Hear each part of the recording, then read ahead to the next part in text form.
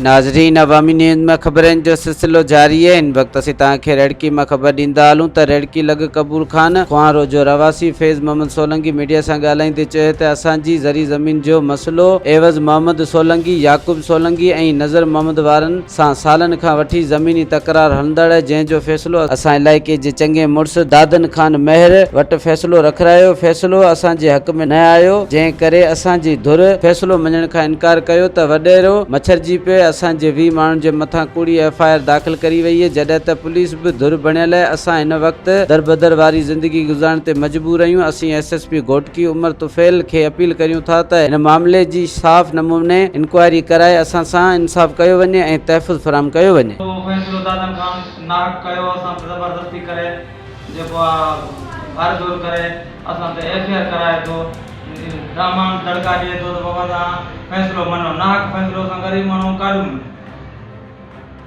जेको असांखे अदल कयो वञे। असां सां 20 माण्हुनि ते FIR कराई वई आहे, असां ते नाहक। तव्हां फ़ैसिलो न मञियो आहे, तव्हां ते FIR कराई वई आहे। हा, फ़ैसिलो सर नाहक असां कीअं मञूं? 20 माण्हुनि ते थी आहे, 20 माण्हुनि ते थी आहे FIR, असां नाहक कीअं करूं?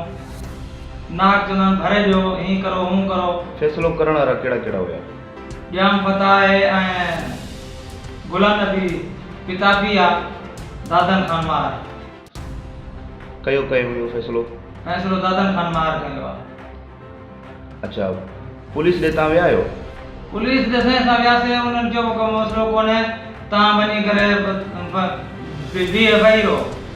असां वरी जेको आहे वेठा आहियूं त इहो कमु थियो आहे।